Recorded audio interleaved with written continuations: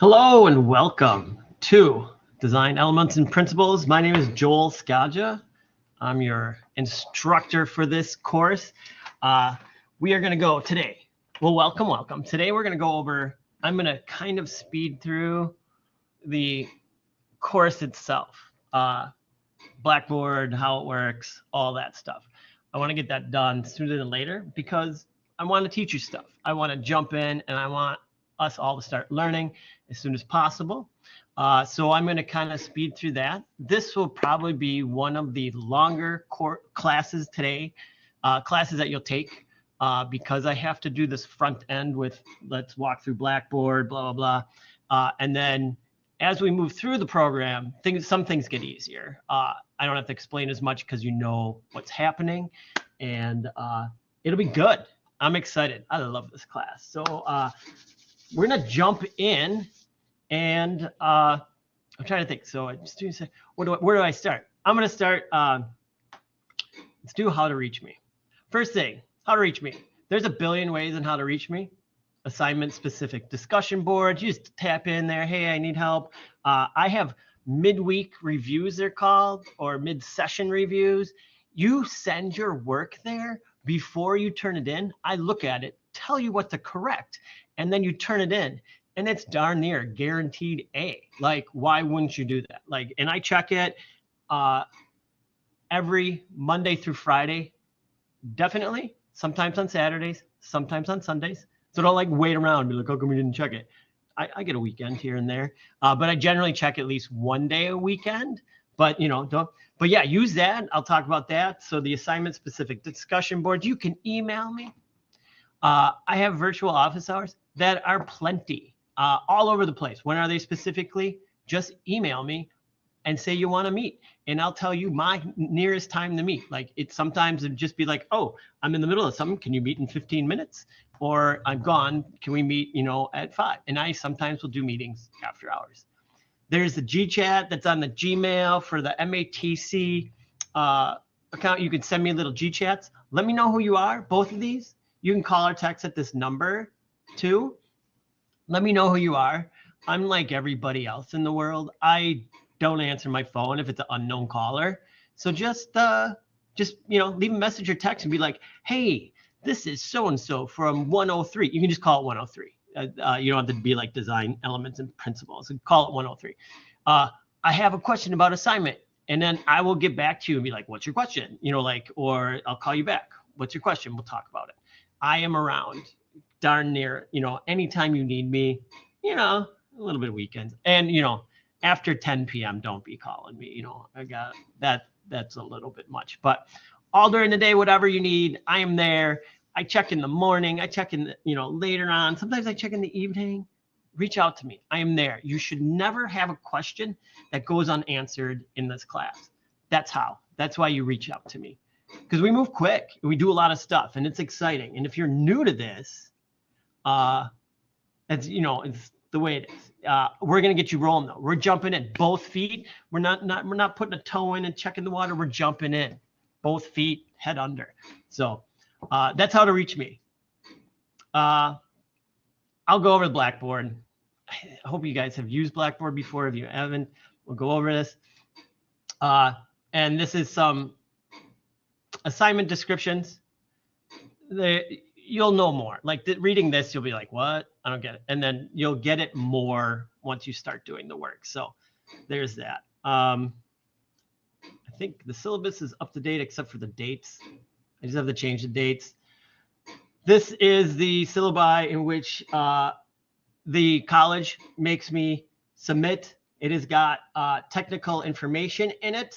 The biggest being any 2 consecutive weeks without work submission is sufficient grounds for instructor withdrawal. They do not do instructor's withdrawal, but if you miss the first 2 weeks, you will be, it is sent in, you're dropped, and financial aid is notified. And so then your financial aid is dropped.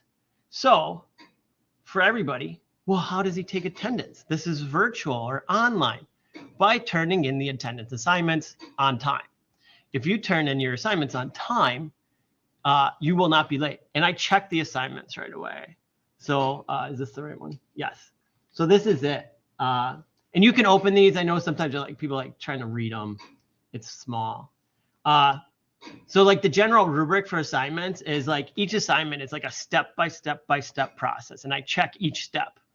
Did they do this? Did they do that? Did they do the third thing? And then I look for some artistic creativity. Great.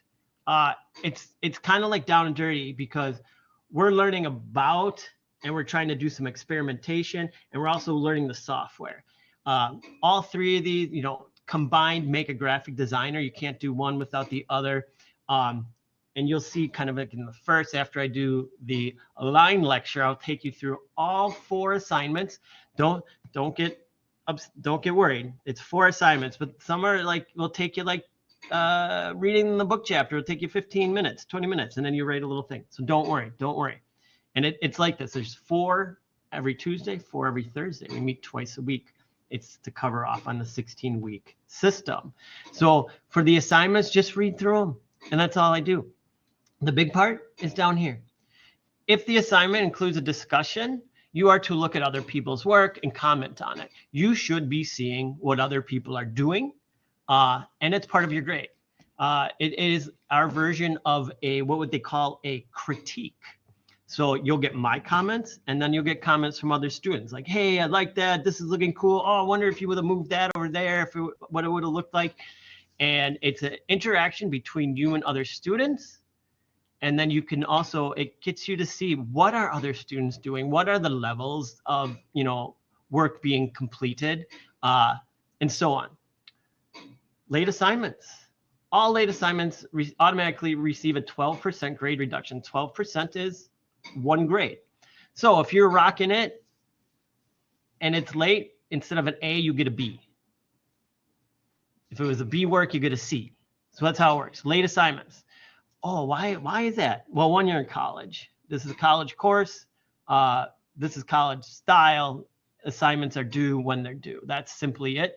The other one is graphic design as a career is a timed-based career.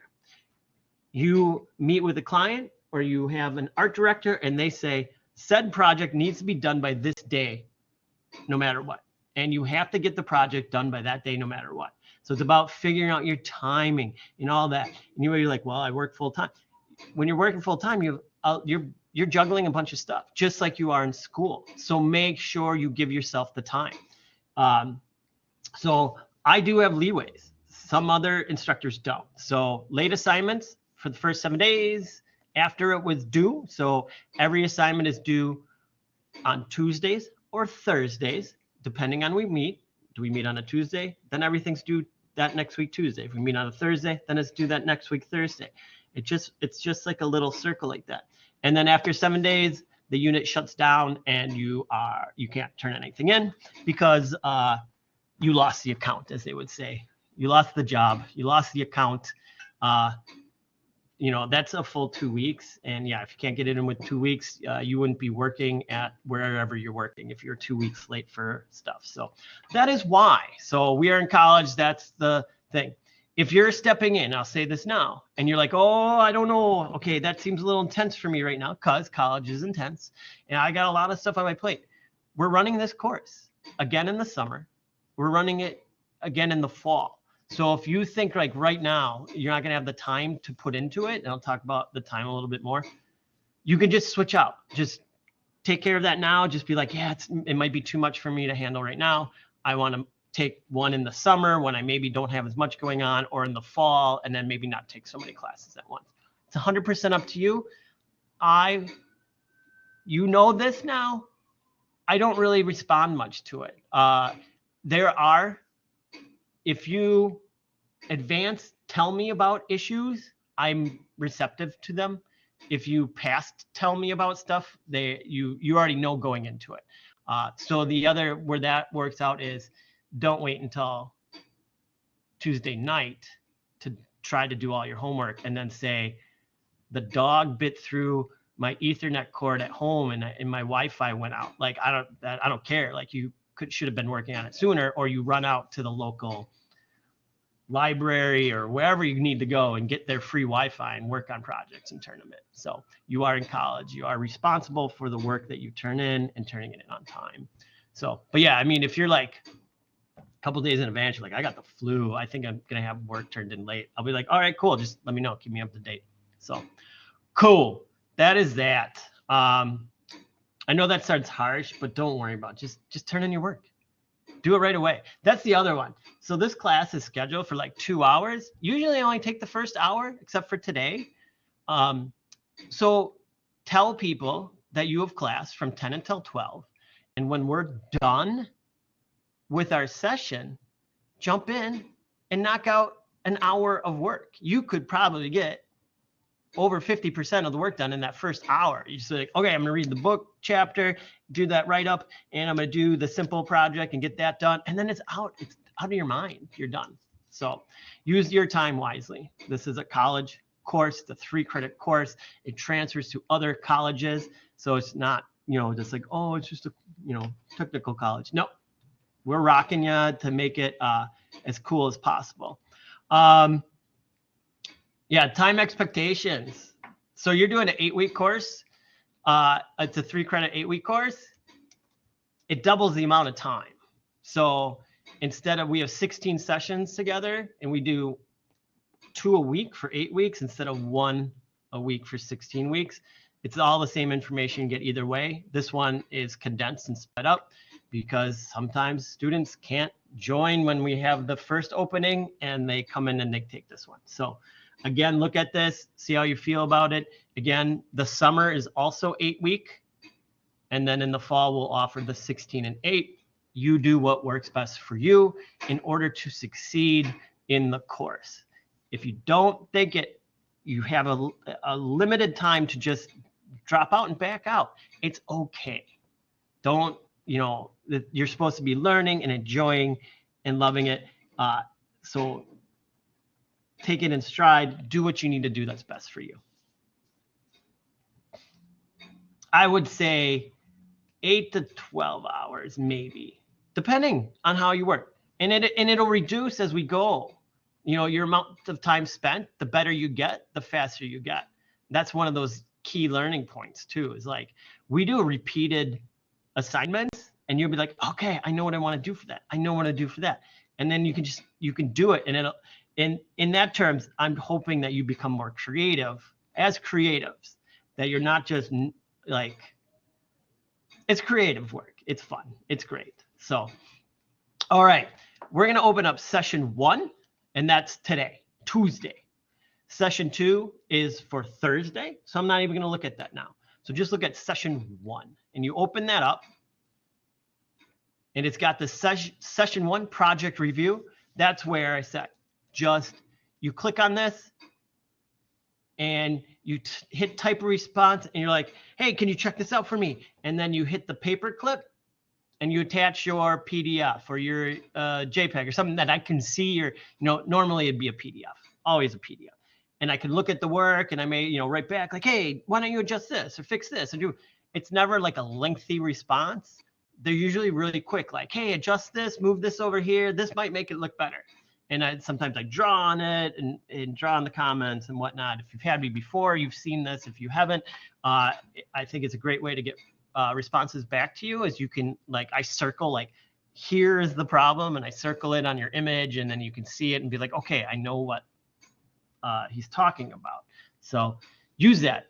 Session 1 project review. Every session has one as we go through. So you can keep yourself in order, like keep yourself like working.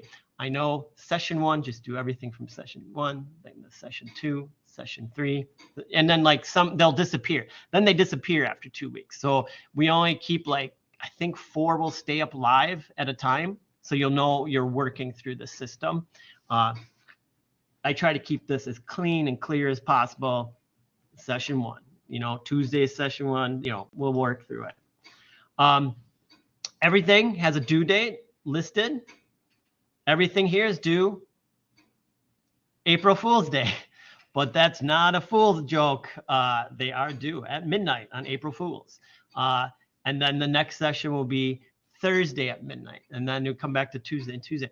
They are all listed here. If you click on the calendar and you're a calendar person, there you go. These assignments are due here. These assignments are due here. So if you need to look at a calendar, you're not sure when something's due, go to the calendar in Blackboard and find out where to go. Announcements, I've been using these. So let's check on these a little bit. Go through some of this. All right. If you, and I've sent a bunch of emails about this, I think a couple. If you're planning to work from home, you will need a properly working laptop that has the ability to run Adobe Creative Cloud Student Edition, and you will need to purchase your own Adobe Creative Cloud Student Edition for your home computer in order to complete the homework. If you are unable to do that, I am on campus Tuesdays and Thursdays from like 9 until 3 or 4. We have another instructor who's on campus on Mondays that you can go in their room and work. And they're on campus on Mondays from 9 until 3. On Mondays and Wednesdays, we have a computer lab that is open in the downtown library that has 6 computers open. They're open like Monday through Friday, and I think they're even open until 8 p.m. And it has all the stuff you need in order to complete the course. If you do not have that stuff, it is available here at MATC. So that's how you do it. As you can see, the student price is $19.99 a month, but you have to pay for the full year in advance, which is, I think, $120. You get all of Creative Cloud for 1 year. And you will, if you stay in the program, you will be using all of the Creative Cloud for a year. Like, it is the best deal out there. It is crazy cheap. Comparatively, they say, yeah, it's $120 instead of 60 times 12, 600 and some, $700. So it is just considered the book cost, but it's a book for every one of the classes you'll be taking. And again, if you're like, oh, I don't have that, I only have a tablet, you will not get by. You need a computer that runs this software to be able to complete the homework for this course. MATC has the available resources on campus. And if you're also lucky, they have a few laptops that you can check out from the library. Again, you got to come in, get on the schedule to check them out. Depending on the load and how many students there are, they sometimes only have like 1 or 2 available, and then you have to return it in 2 weeks. And so it becomes that kind of process, and you might as well just come in and work here and do the homework. So you will need that. You will need a working computer that can handle Adobe Creative Cloud. You'll be working in software such as Illustrator and InDesign in this course. I don't think we'll be touching on Photoshop. I don't use Photoshop that much as a designer. So yes, make sure. There is a required textbook for this course. It is called Graphic Design, The New Basics by Ellen Lipton. I have also stated, look around. Look on the internet. Do some, the best way I can say it is, before you sigh, I think most of us are pretty tech savvy. And if you maybe do some searches for the name of the book on the internet and maybe add in like a PDF into that search, you might be surprised at what you find that is downloadable. Wink, wink, if that makes sense to everybody. So look around for it. If you're like, oh, I got to get the book, it's all about the book. Look for it. It's around online for free. So look for it. Otherwise, you can buy it. You can buy the paperback. You can buy it. $30-ish. I don't know what the price is in the bookstore, but I highly suggest you be smart and look around. Here's the other thing. The book is only a small portion of your grade. So if you don't, because I have students do this, they're like, I didn't get the textbook, so I didn't turn in any work.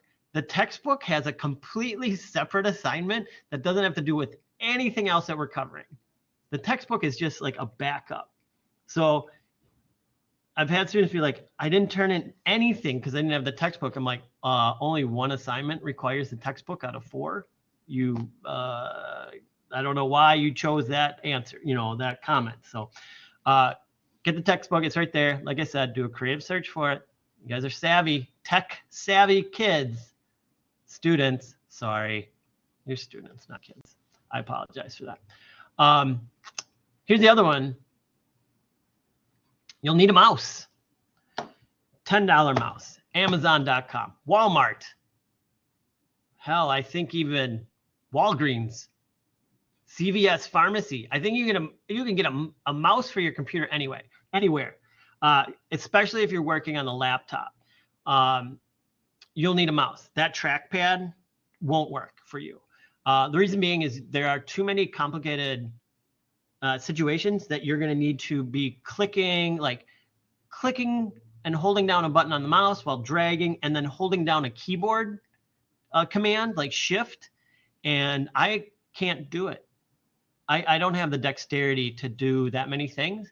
And so what it does is it becomes frustrating and then it ruins the design experience.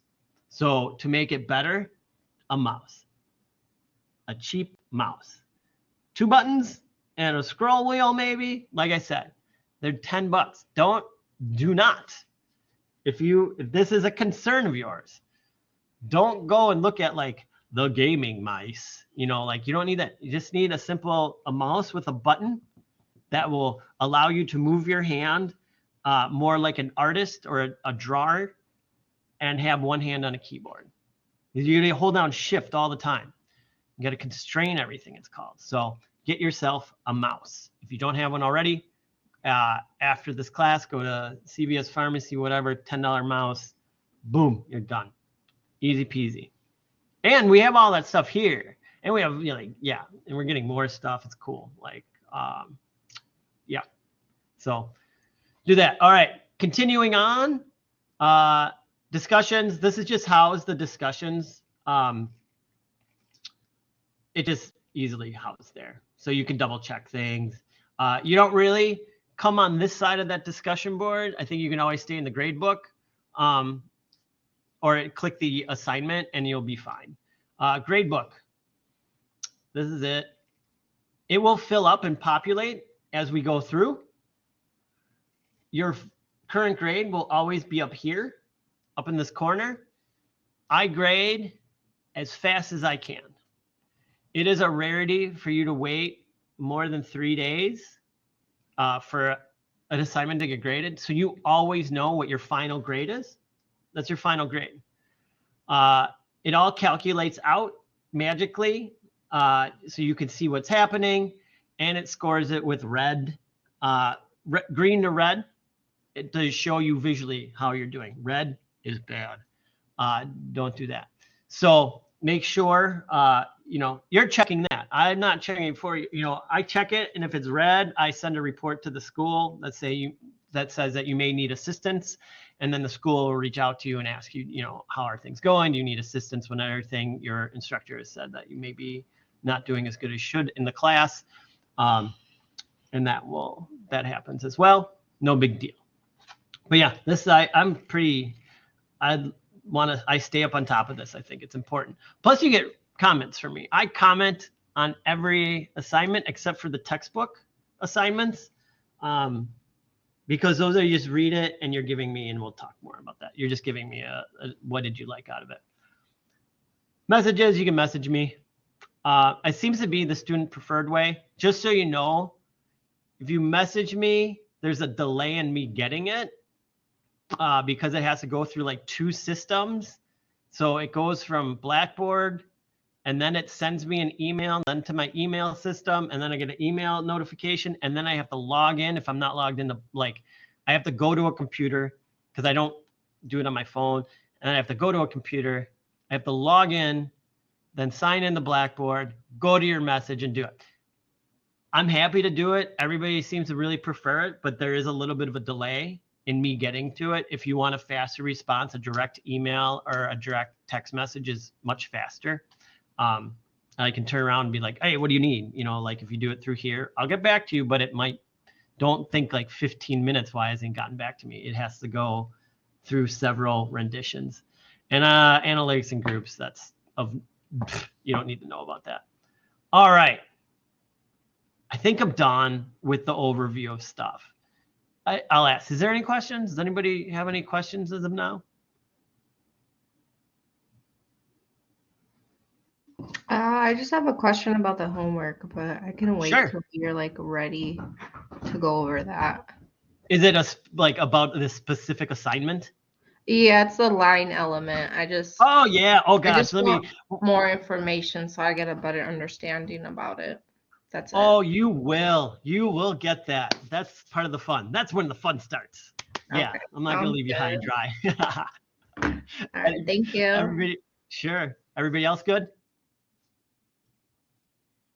All right. Well, that's what it means. So now we're gonna jump in and start learning, because this is the boring part. All right, we're online. Now, this course, as you may have seen up here at the top, is called Design Elements and Principles. The art community, it's not just the design community. You can learn about this sometimes in painting as well, and drawing, and like throughout, is there's elements to a design and there's principles in a design. I like to think of like the elements are the, I want to say like physical things. Elements are almost like what you can make. So when we talk about it, we'll go, it's, I'll show you in the preview. It's line, shape, form, like I want to say perspective. I don't have them all memorized right now. But they're like kind of like what you build in the design. And then the principles of design are, how do I arrange the elements in the design to get something that looks great, reads well to people, and takes care of like, you know, like you are visual communicators. You're in graphic design. It's visual communication. And then so like, how do I align these objects with this object? And how do I use hierarchy? And so it's the elements we start with, which are the building blocks. Wow, that's better. Building blocks. And the principles are how you put those blocks together to create great design. So that is what we're going to do. So the first section, I think it's the first 7 sections, is elements. And then we learn about layout. And then after that, it's principles. So we have 16 sessions together. And it's over the 16 sessions. If you want to look at it, you don't have to do it. I'll bring it up on the screen and I zoom in and I'll do some drawing and I mark up my item. But if you're curious, this is the opening lecture. I'm going to be going over this. And the elements as we go from week to week will be line, shape, form, value, texture, color, space. So we will be starting with that. I have a different document open so I can mark it up. I'm just going to it, downloads. And there we are. All right. Let's talk about line. All right. Line. It seems simple, but it's actually, I want to say it's like one of my favorites out of this group. You can do so much with it.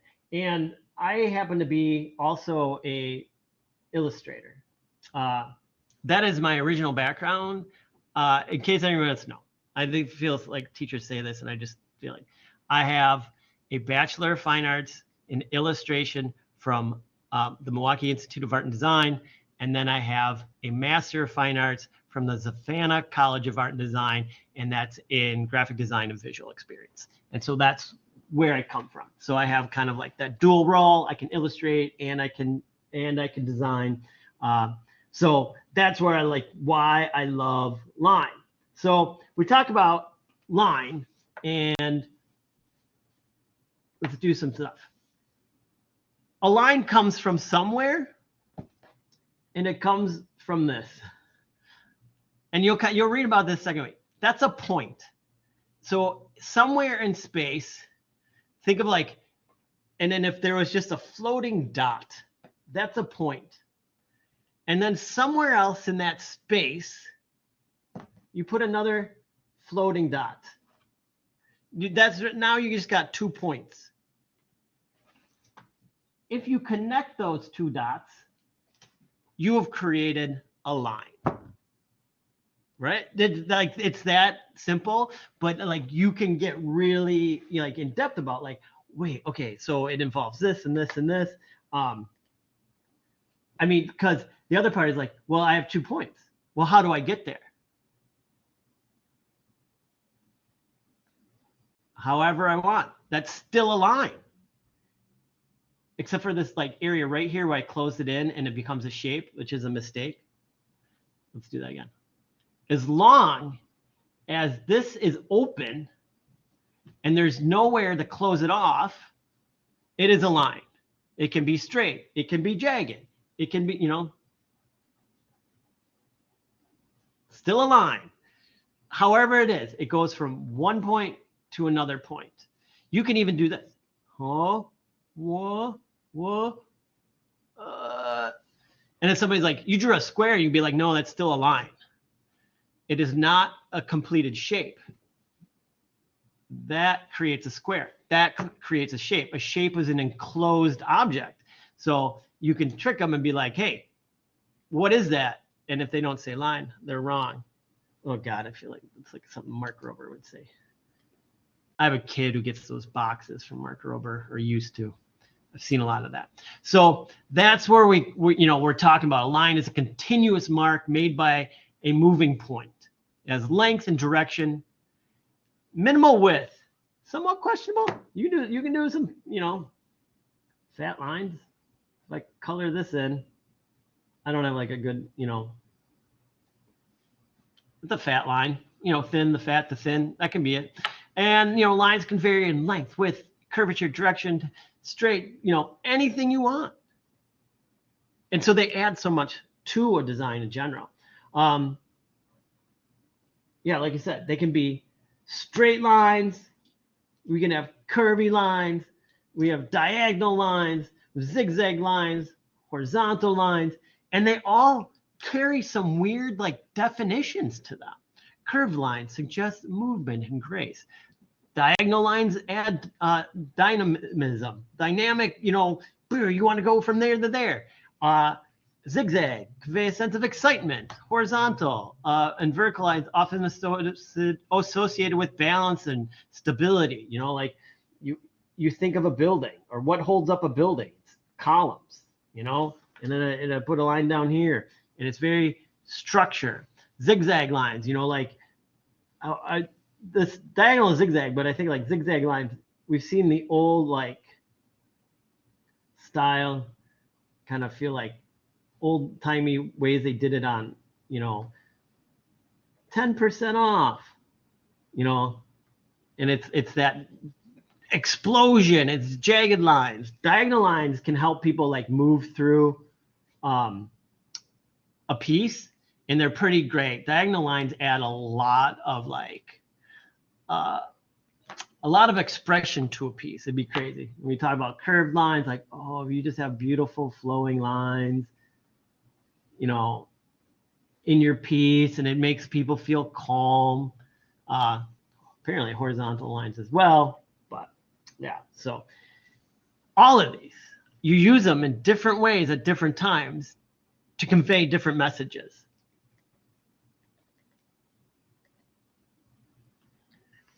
Structure and form. Lines are fundamental in creating the structure and form of objects.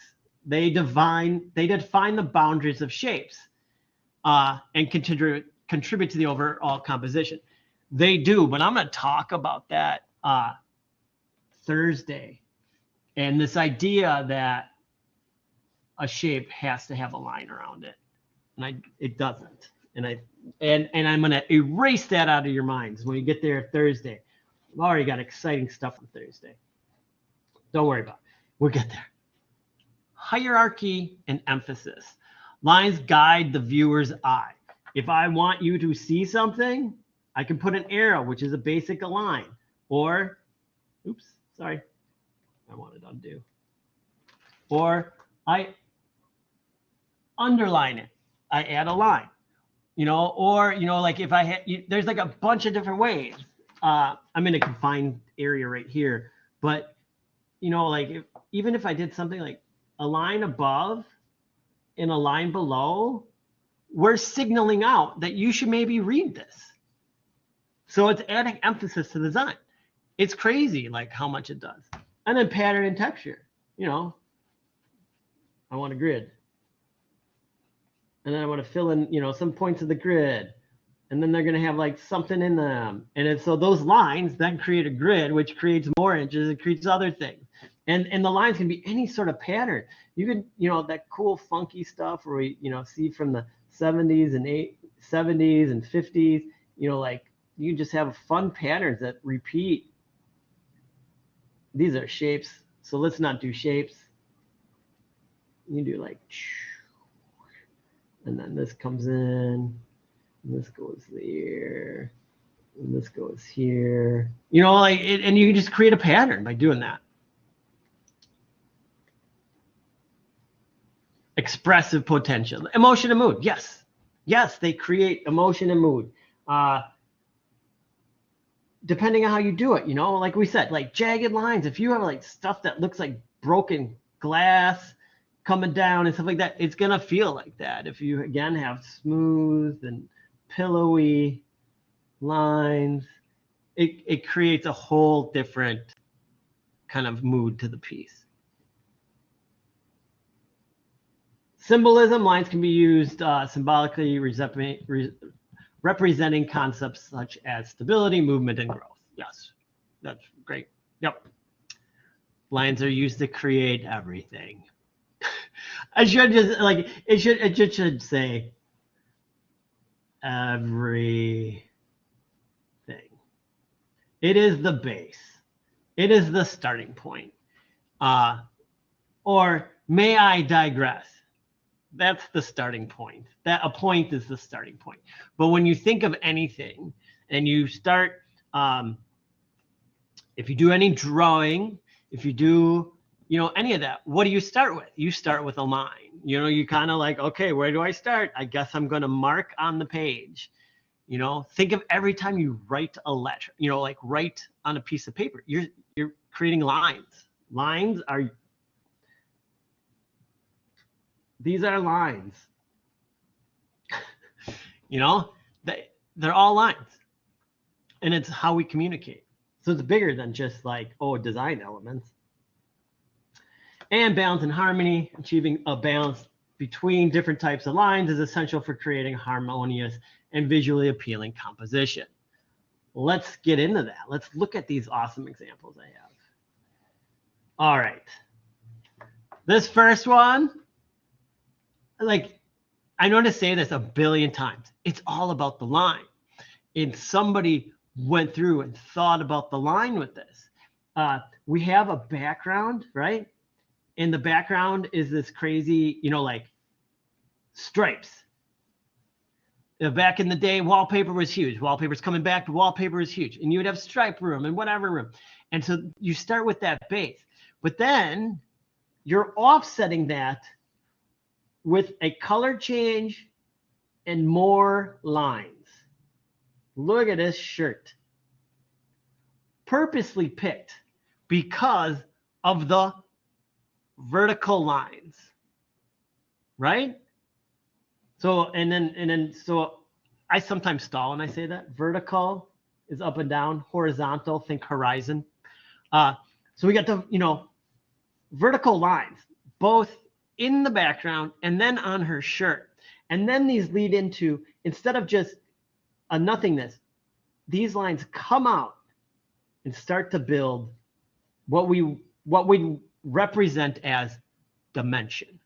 It gives the tabletop a flat surface, and we think, because we're trained to think like this, that because these lines are coming out toward us, that they represent a 3D space on a flat surface.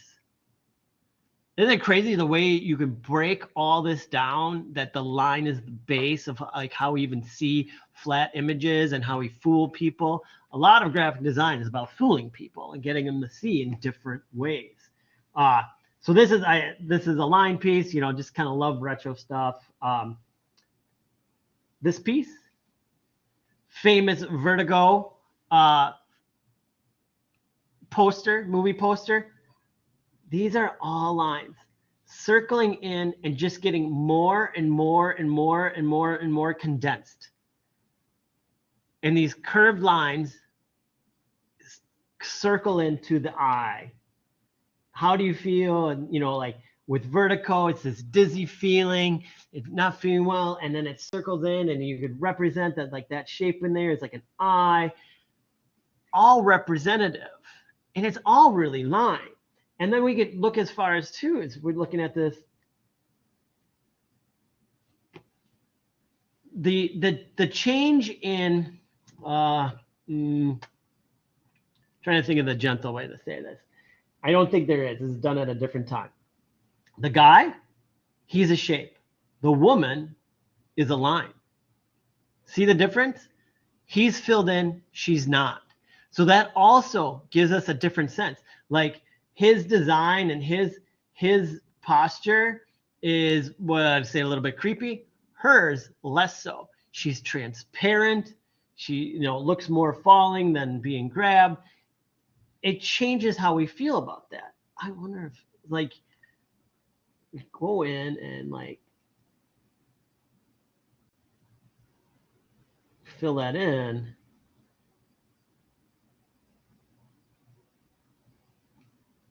It becomes, and it's not the same piece, and I don't think it holds the same. I would have to separate out the figures with a little bit of a white line, but I think this gets across that idea of like, if it's a big black mush in the middle of two people, it's not as significant as having it be a dark figure and a light figure, and the light figure is created with line.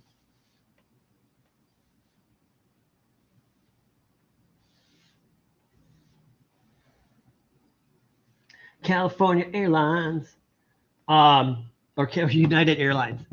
This piece, if it was just a portrait on the beach, it would just be that.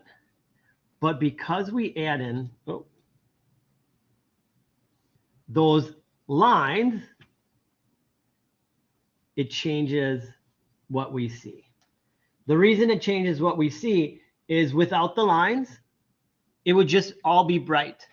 We get a sense of sun, right? You get a sense of it, but you get a better sense of it when we have a shadow that's introduced. And this shadow is basically a grouping of lines.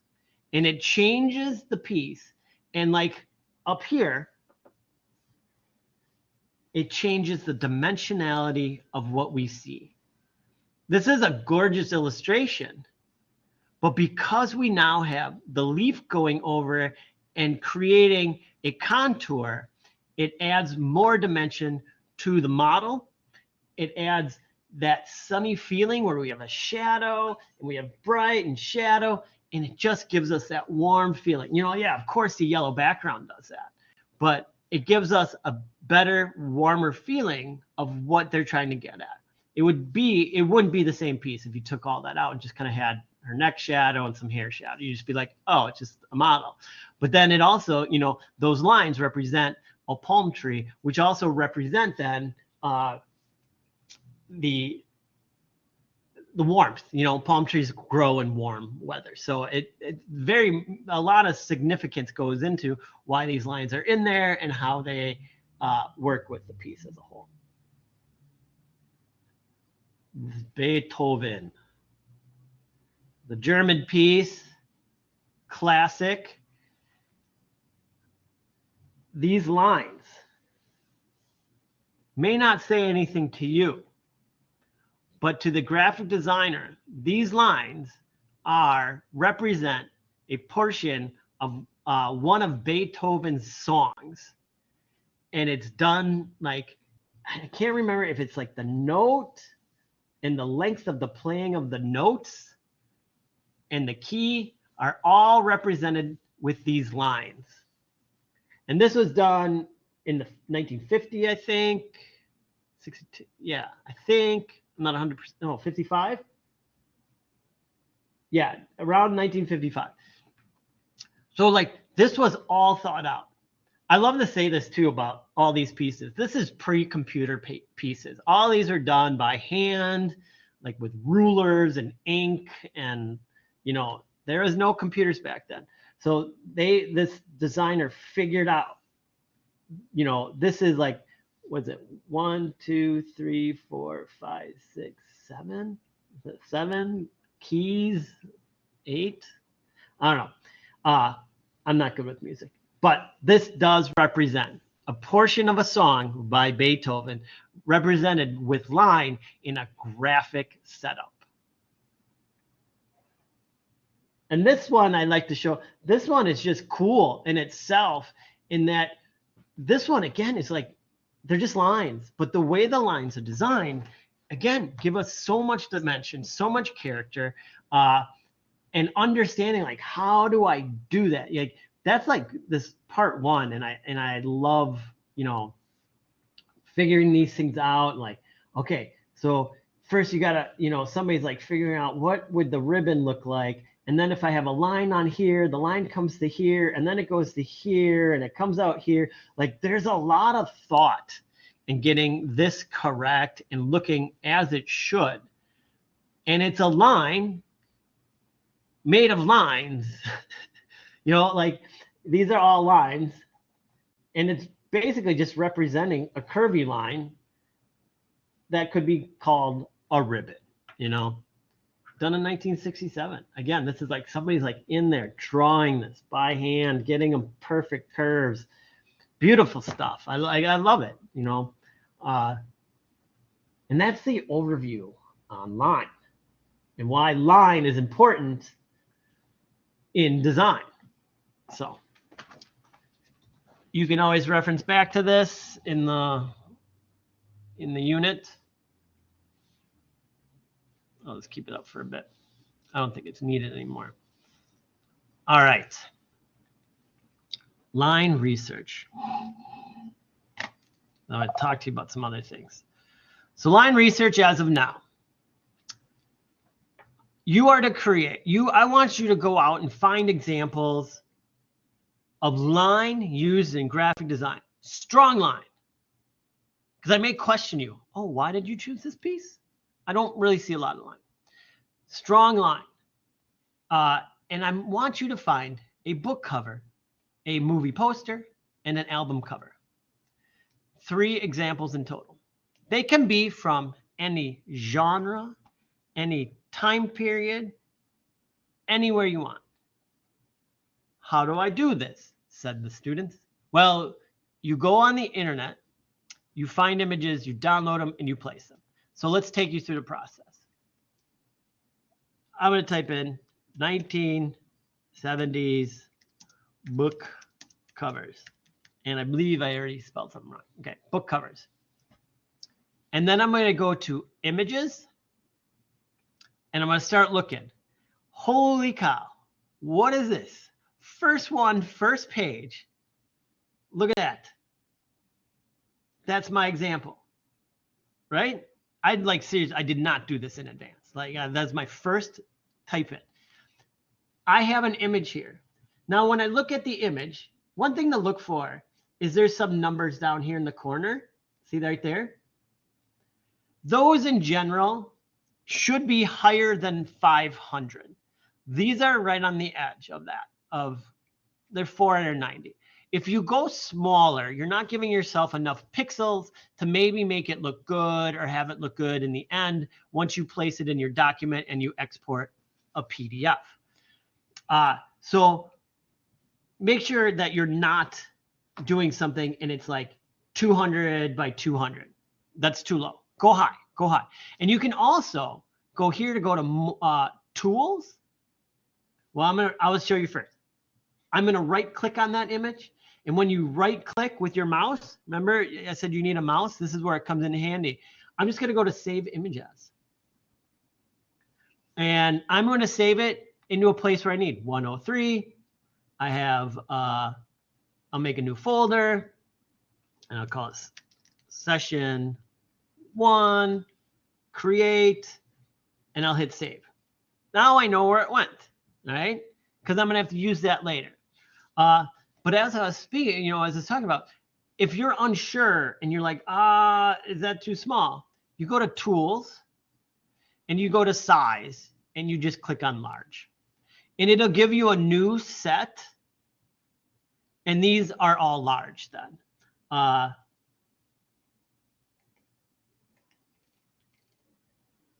wish this was, I wish it was the whole cover. I mean, it's usable. Oh yeah, this would be kind of usable. No, you can tell how big it is. Even though it says it's big, somebody increased that way too much. It's all blurry, even though it says it's 1,000 by 1,000, but that's somebody who took a low res photo and just kept upping it the wrong way. But you can go in this way, and then you look, and then if you're like, nothing's jumping out to you, oh, there we go. This is nice and big, and I'll download that. Save image as. There it is. Put it in session 1, save. Now I want 1 book cover, 1 movie poster, and 1 album cover.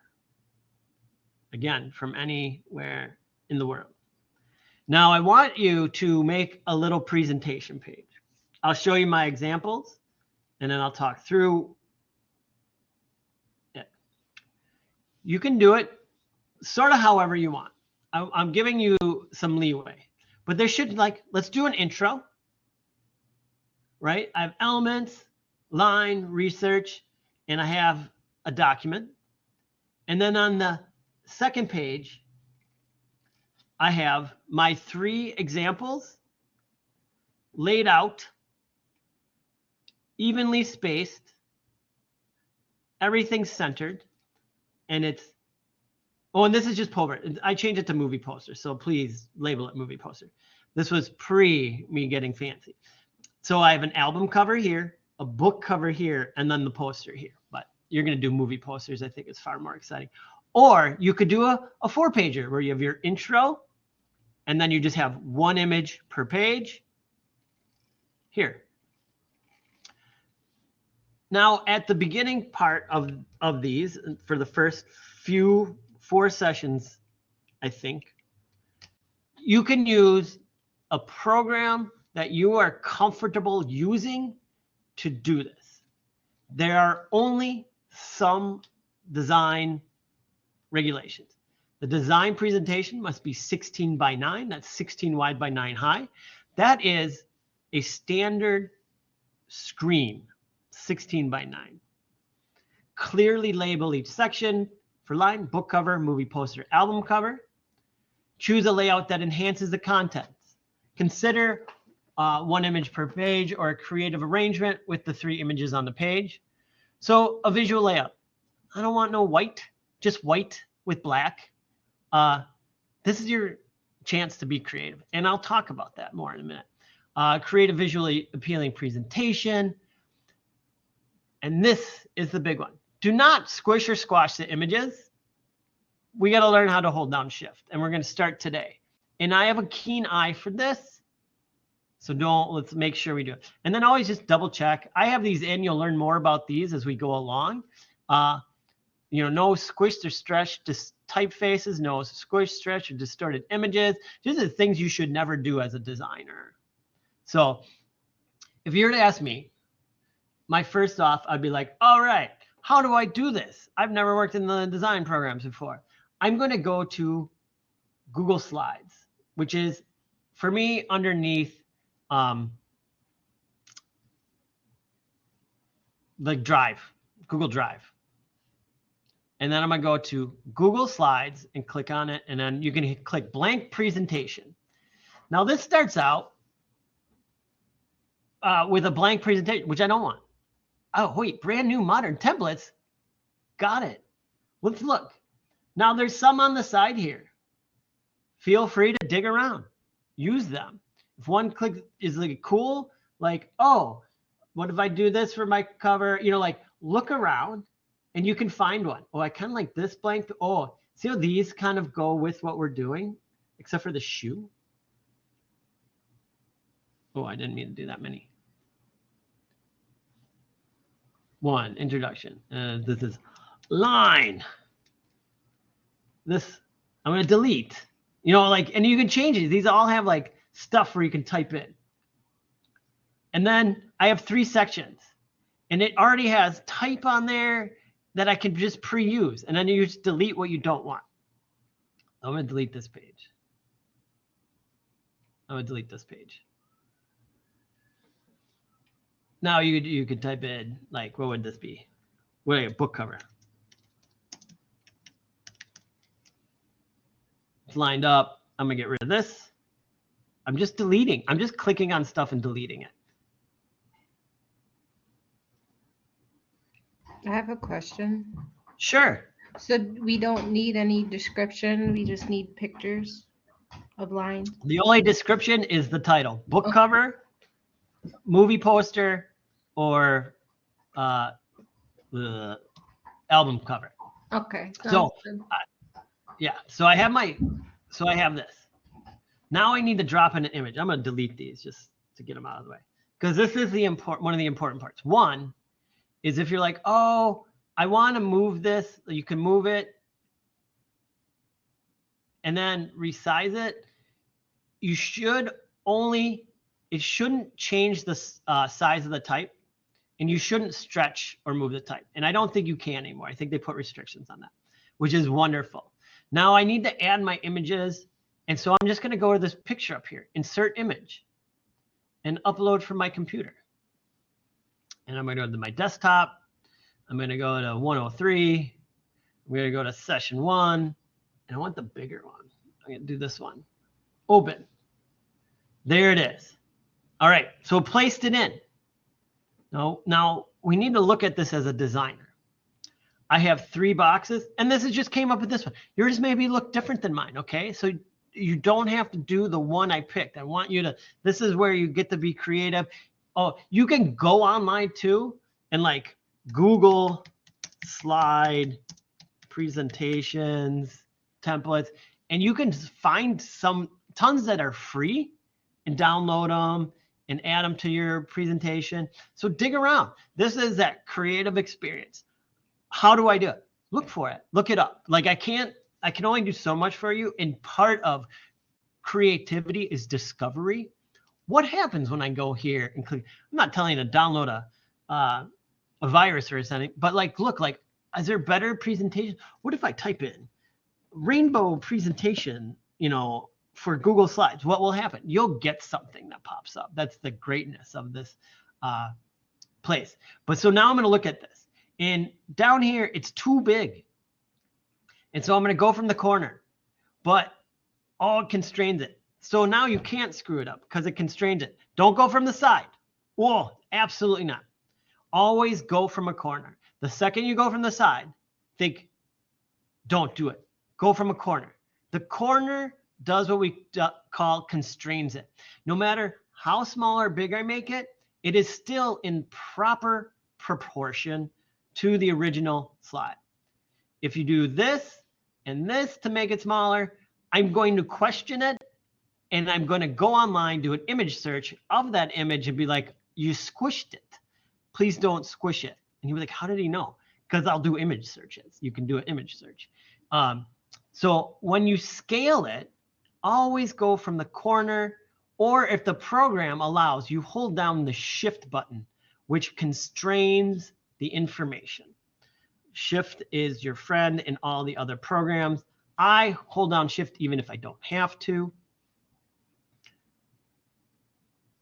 I'm going to delete the stuff. And again, I'm just deleting everything I don't need.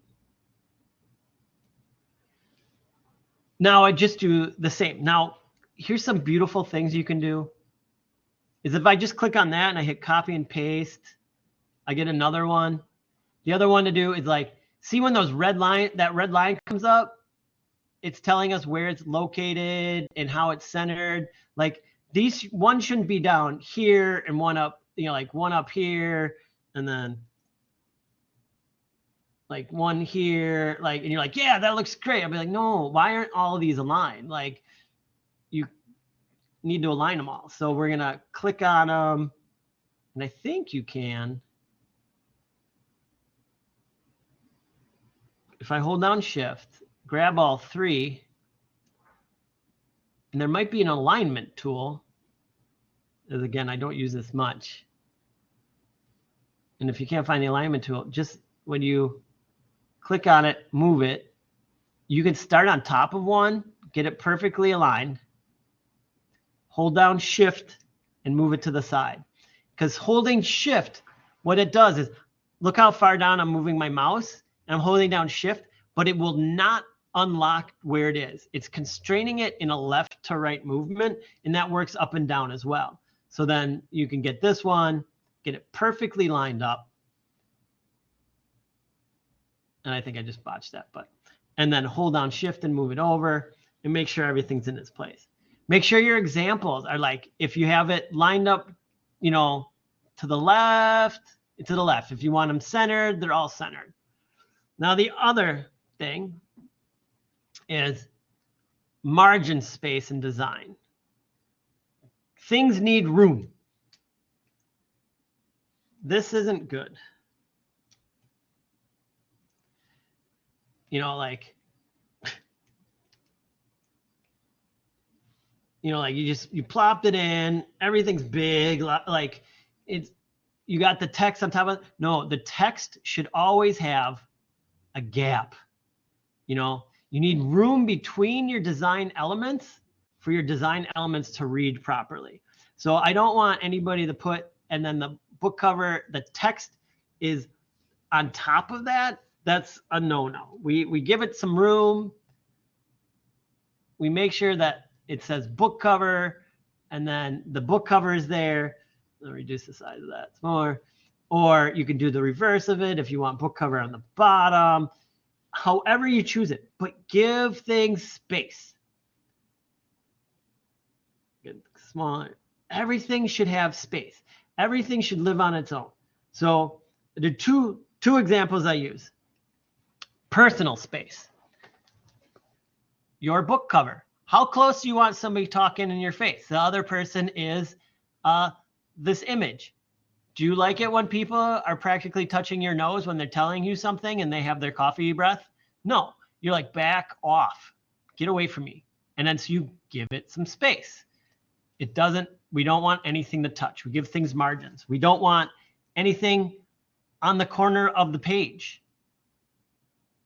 Where's it going? It's like somebody trying to walk out a door. You know what I mean? So we have the edge of the page. We bring things up and we bring them away from the edge. We don't want anything that's walking away from us. And if you look at like even these examples, they have a gap all the way around. These are professional designed systems. And as you can see, like, I'm not joking, like they leave a gap. Nothing is, look, small image, bigger. They weren't like this. Like, I need to show you these two things and they put them close together. So give things room. They need to breathe. They need some space. And these are just down and dirty, like design comments that I will hold you to and help you become a better designer over time. These are the rules. Things shouldn't touch unless they are intentionally touching. And then if they do touch, I may question it. And when you respond back to me, like, I thought it looked cool. And I'll be like, okay, we need to do something else. And it doesn't touch. So that is how you create your first presentations. Later on in the course, we'll move into using Illustrator and InDesign to create these to get some practice. But right now, I don't have PowerPoint. And so I don't use it. I don't like it. I use Google Slides. Now, how do I get this out? Very easy. If you're in Google Slides, one, save it, rename it. There, line.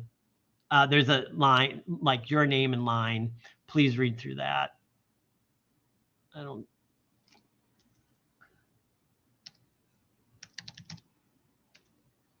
Underscore line. And then, so that's that. Now, to get this out and how do I show it? I don't want this. I don't want the PPT. I don't want the Google slide like link. I want you to file, export, or it's download. For this is download. It's download or export in a PDF. And so what it's going to do is it's going to send the PDF to your computer, to your downloads area. And then you just simply upload that document either to the midweek review, the session review, or wherever. And then I can double click on that. And there it is. There's my presentation, for class. So that's how you do the PDF. So for Google Slides, it's download. And for PowerPoint, it'll be export. And I want a PDF. All right. Next one.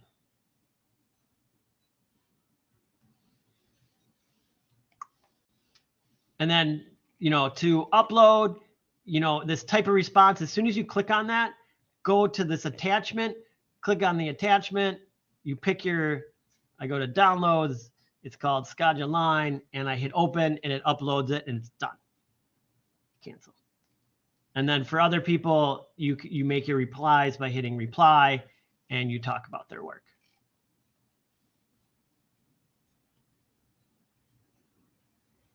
All right, the project. You have been provided an Illustrator document. Within this document, I want you to use Line to illustrate one of the following words, or 6 of the following words: happy, sad, tired, furious, fragile, dangerous, bored, angry, nervous, scary, mad, soft. No random points, no shapes, nothing can be closed, no color, and no images. The file is located right here.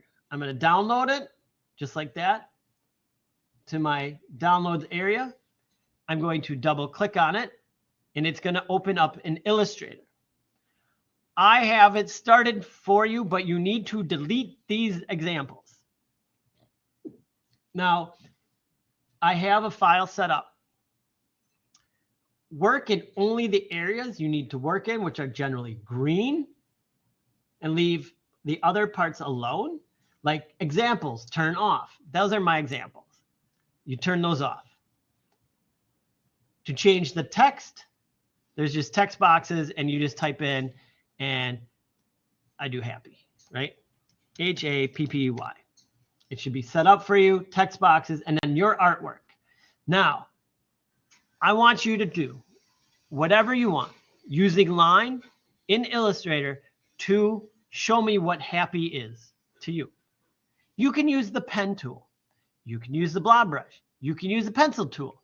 You can use anything in Illustrator that creates a line. If you're new to Illustrator, you can ask me some questions. I'm here to help if you've never used Illustrator, but I would start with the pen tool or what we call the blob brush or the brush. And they're easy. The blob brush, you just kind of draw with your mouse, okay? Easy peasy. And then under that, I don't have them on, but there's a pencil and there's something else. You can use the pen tool. The pen tool are connecting points, and you drag points. And then to get it to be a line, you have to, I'll do it over here. I'm over here now. You change fill to nothing and stroke to black. We'll be doing this over and over and over to kind of get you used to it. Again, if you have questions about like, how do I do that again? Just ask me. Like, this is the part where like you're stepping into it. It's new. How do I do it? You can do whatever you want, but I'll tell you the ones I don't want. Everybody gives me this, and this is to me an image.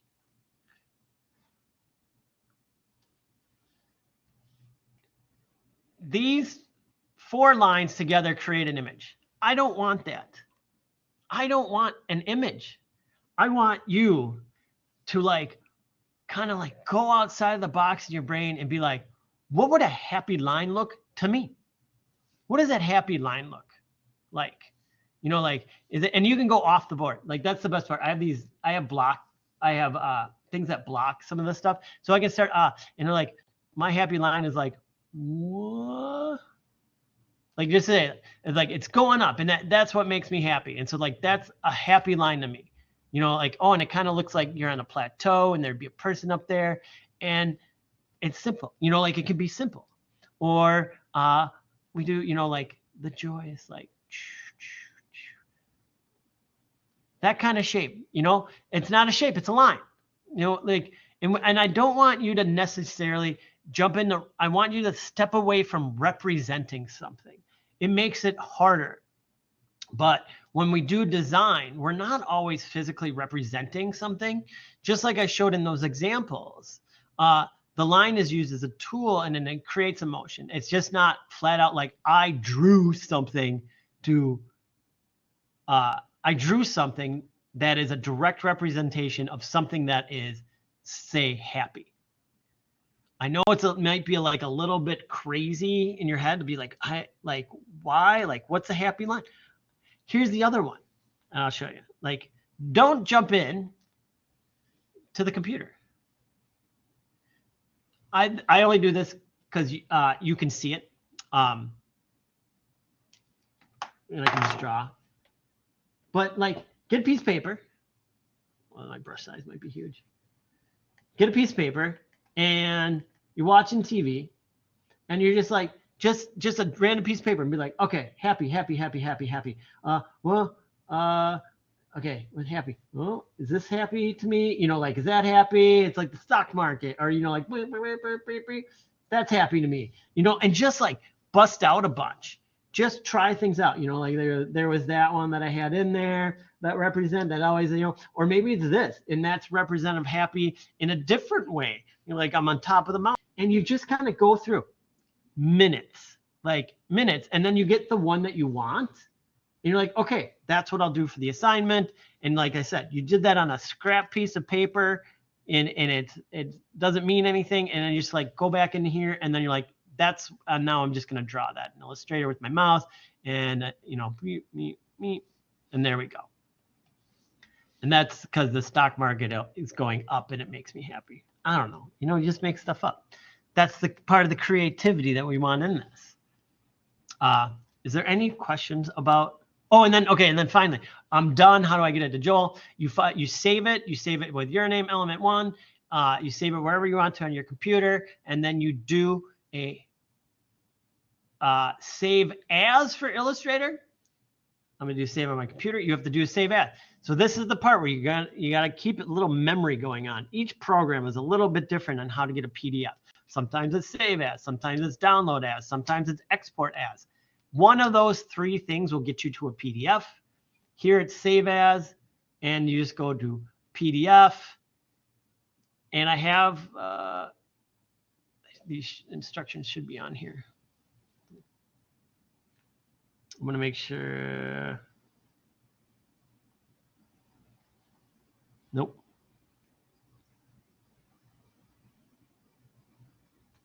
There we go. Here, follow these little instructions down here. Make sure the PDF's preset to the smallest size, uncheck and uncheck these boxes. That will make it easier for you. So a PDF, then I save, and I go to Illustrator. I click up here at the top, and I go to smallest file size. I make sure View PDF after saving is on, and then Marks and Bleeds, I make sure nothing is marked. So it's just 3 little quick steps, and then Save PDF. What that does is it opens the PDF for you, and you can preview it before turning it in to make sure like nothing's missing, that you forgot something. And you look at it, and if you looked at it and it's wrong, you just close it out, open up Illustrator, open up the Illustrator file, fix what you need to fix, and turn it back in. Again, if you have questions, just let me know. Use that midweek review. You know, like I said, I check it all the time. Is this right? Am I doing that right? So that is the project.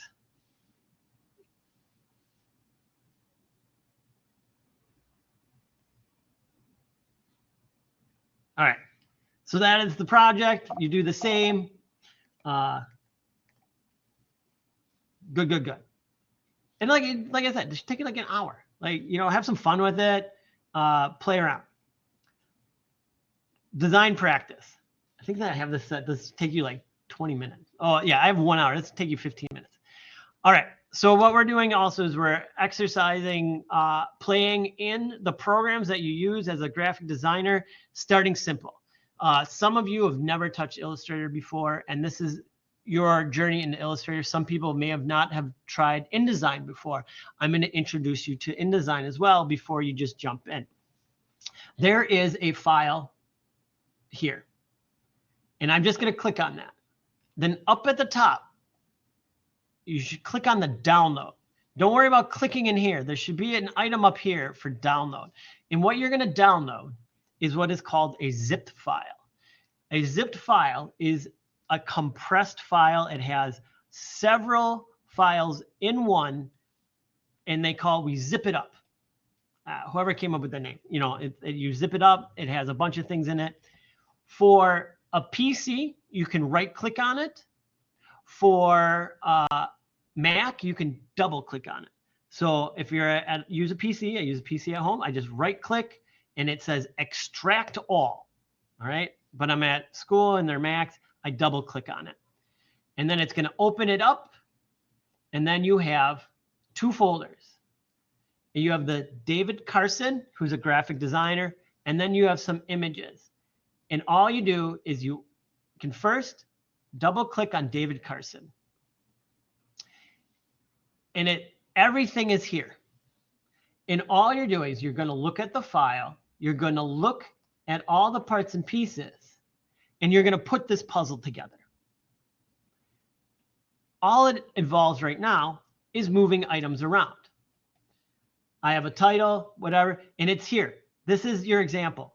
Oh, okay, I just need to move the text here and get it perfectly aligned. I need to move the title here, get it perfectly aligned. I'm going to move this here. And the job here is to get everything on this board perfectly aligned. And I double check. There's this blurry image in the background, but you can tell like, okay, the type should go there and it fits in there pretty snugly. I move that apart. I want like that David Carson, right where it is. And here's something that you may not know about. If you get it in and it keeps doing something weird, like I call it gets sticky, it grabs the points, use the arrow keys on your keyboard and just tap it over. I call it tapping. I don't know what I think it's just called tapping. So you can get something so close to where it's perfect and just tap it over. And you're going to zoom in and zoom out to get what you need and place it where you need it.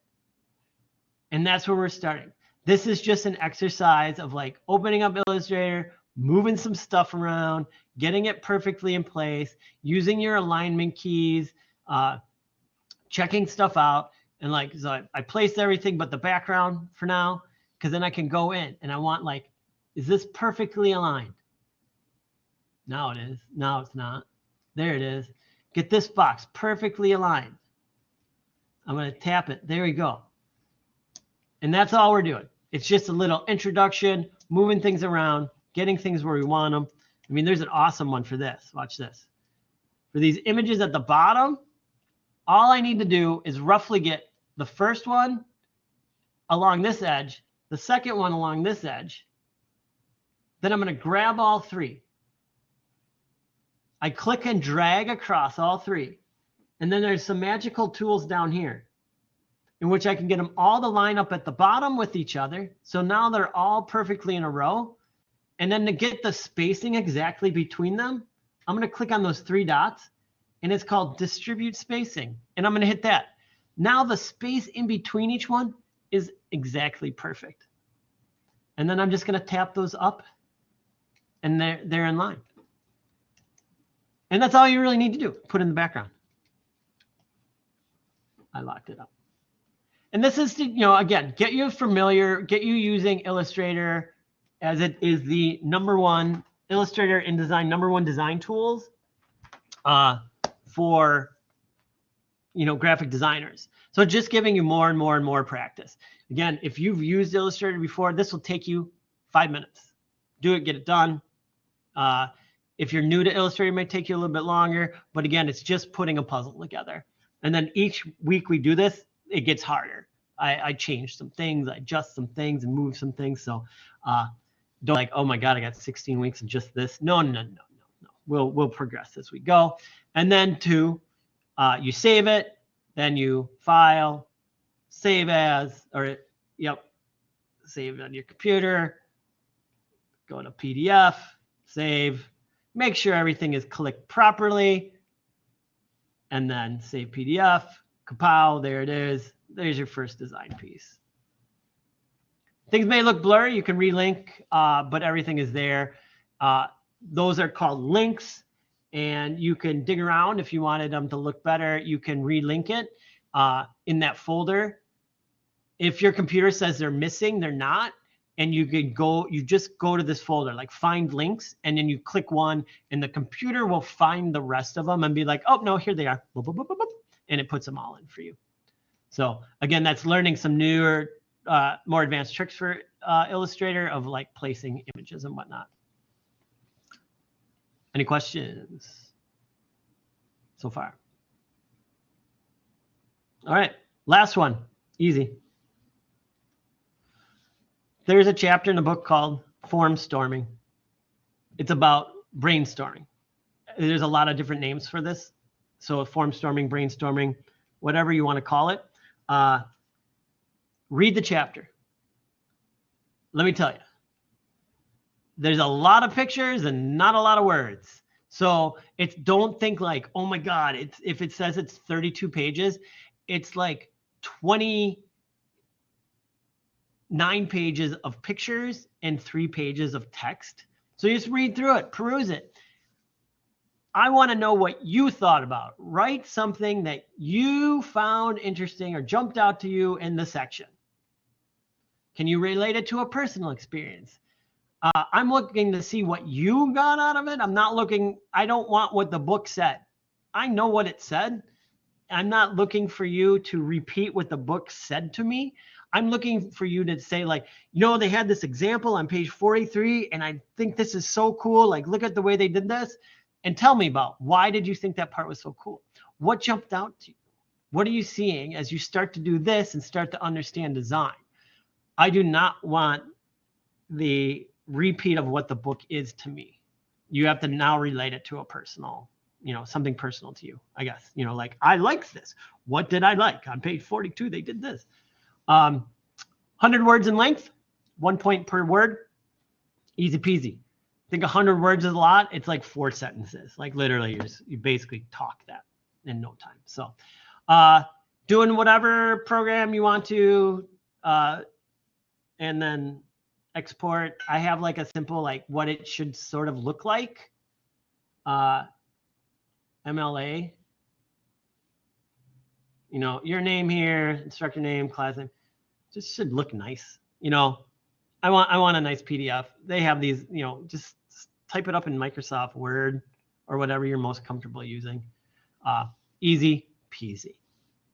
So there we go. That is it for session 1.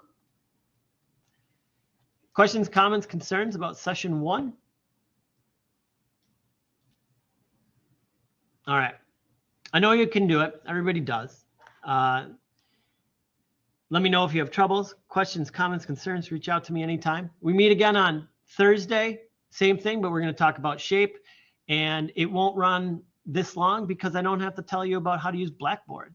So we're just going to jump right in and do the project, jump right in and do the lecture and do the project. So the classes will get not as long as this. So that'll be a whew. Jump on in. You got like 30 minutes left. Knock out some of those projects if you can. Get them turned in. Again, sometimes I grade right away. You can kind of just feel happy that you got them turned in and got a grade already. And then let me know what you need. If I don't see you, if I don't hear from you, you know how to reach out to me. And I'll see you on Thursday. Take care. Have a good one. Bye-bye.